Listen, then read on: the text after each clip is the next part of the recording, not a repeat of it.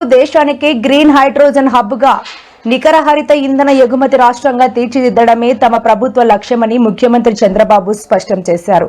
ఈ దిశగా మరో చరిత్రాత్మక ముందడుగు పడిందని ఆయన ప్రకటించారు.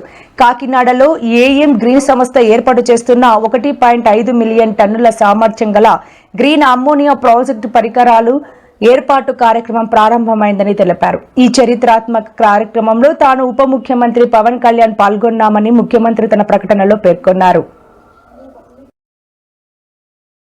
పదే చెప్తా ఉంటాం, ఒక గవర్నెన్స్ అనేది ఒక కంటిన్యూటీ. ప్రభుత్వాలు మారచ్చు, పార్టీలు మారచ్చు, కానీ ప్రభుత్వం మటుకు స్థిరంగా ఉంటుంది.